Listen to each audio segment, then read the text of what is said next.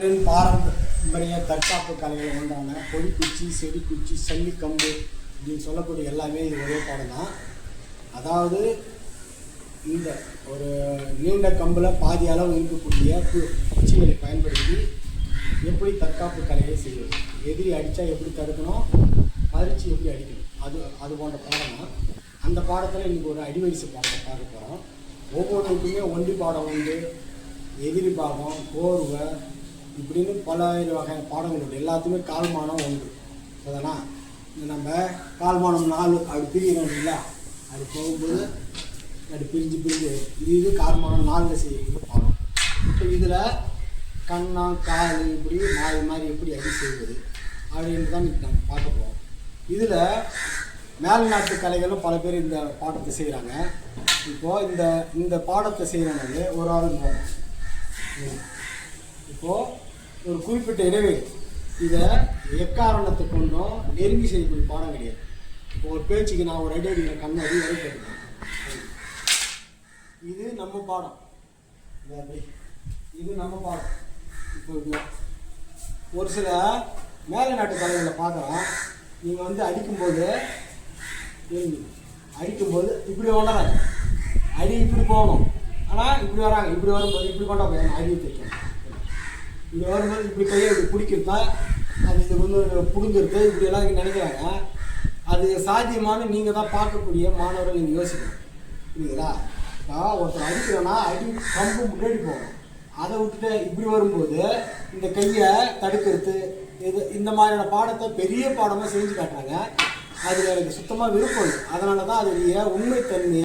இந்த விளையாட்டில் செய்யக்கூடிய ஒவ்வொரு அடியும் உற்று கவனிச்சுனா தெரியும், ஒரு அடி கூட மேலே தைக்காத அளவுக்கு சும்மா படம் காட்டுற மாதிரி தான் இருக்கும். முகத்துக்கிட்ட போய் சும்மா காட்சி போடுற மாதிரி தான். அடின்னா முகத்துக்கோ விழாவுக்கோ எங்கேயோ போய் விழுந்தா தான் அடி, புரியுதுங்களா? இது கம்பு வேறு டைரக்ஷன் நிற்குது, அடி வேறு டைரக்ஷன். இப்படி இருக்கும்போது இவ்வளோ நெருங்கி செய்யக்கூடிய விளையாட்டே இது கிடையாது.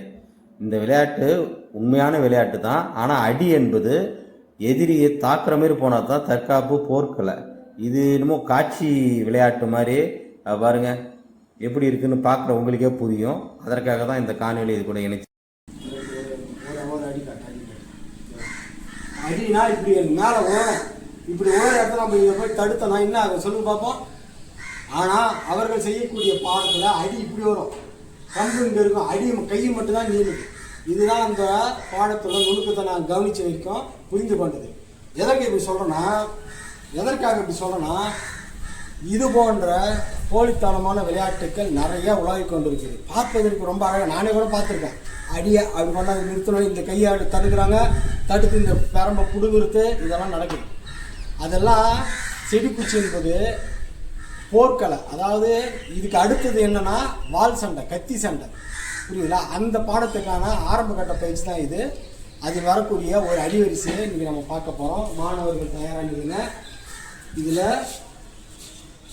நிற்கிறோன்னா தூக்கி வச்சு அப்படி அடிப்போம். அடிக்கும்போது என்ன ஆகுதுன்னா ஏறக்குறைய ஒரு 2.5-3 அடி நம்ம விட்டு எதிரி தள்ளி நின்னா தான் அடி தடுக்க முடியும். அதை விட்டுட்டு குந்தோ நிலையில் நின்றுனேன் அப்படி இப்படின்னு பல விளையாட்டுகள் விளையாடுறாங்க. யூடியூப்பில் நம்ம கூட தொடர்ந்து வரக்கூடிய மாணவர் நீங்களும் பார்த்துருப்பீங்க. இனி அதை பார்த்தீங்கன்னா அதில் உள்ள ஏமாற்று என்ன என்பது உங்களுக்கு புரியும். இப்போ அதுக்காக தான் நுணுக்கமான பாடத்தை செய்கிறாங்க. இதுலேயே தான் எழுதுவோம்.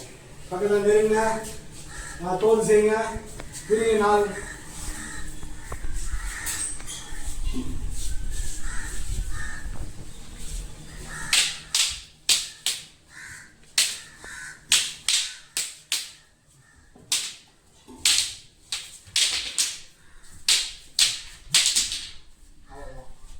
இப்போ இந்த பாடத்தை பார்த்துருப்பீங்க.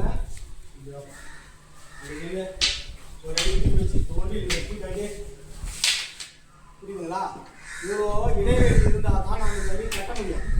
அதை விட்டுட்டு அவர் சும்மா கொஞ்சம் நிறுத்தி அடி, இப்படி இந்த அடியை விட்டா என்ன ஆகும், என் மேலே விடணும். ஆனால் இப்படியே நிறுத்துறது தான் பல பேருடைய பாடமாக இருக்கும். இதை கொடுக்குறாங்க, அப்படியே இதை பிடிச்சி இதை பிடுங்கிறது, இப்படி சொல்கிறாங்க. அடி இப்படி வரக்கூடாது. மீண்டும் சொல்கிறேன், இப்படி வந்தால் தான் அடி. இப்படி வச்சு இப்படி இருக்க அப்படி கொண்டாங்க கையால் இவர் மறிக்கிறார், மறிச்சு மீண்டும் இதை பிடுங்குது. இதெல்லாம் சாத்தியமே இல்லாதது. விளையாட்டுக்காரனுக்கு சாத்தியம் கிடையாது, ஏமாத்துறவங்களுக்கு சாத்தியமானது. மீண்டும் மீண்டும் ஓடி இருக்கிறோம். அதே போல 1 2 3 4 5 6 அதே பாட்டு 1 2 3 4 5 6 அடுத்து 1 2 3 அப்படியே கத்திரியில ஒரு அடி அடிக்கிறோம், 2வது அடி அடிக்கிறோம், அப்படியே போனாங்க 4 விழுணும். புரியுதுங்களா? இதுதான் பாடம். நம்மகிட்ட இந்த விளையாட்டு பொடிக்குச்சி விளையாட்டு இருக்குது. மீண்டும் அந்த பாடத்தில் ரெடியாக தயாரிங்க. பொடிக்குச்சி விளையாட்டு நம்மக்கிட்ட இல்லாத விளையாட்டு கிடையாது. புரியுதுங்களா? மேலை நாட்டு கலைகள்லாம் நிறைய பேர் இதை செய்கிறாங்க.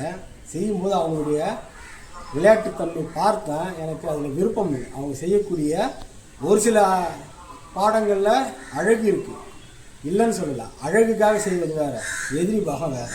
இது எல்லாம் போர்க்கலை. நன்கு மீண்டும் விட்டு பாருங்கள். ஆல்ரெடி செய்யும்பா.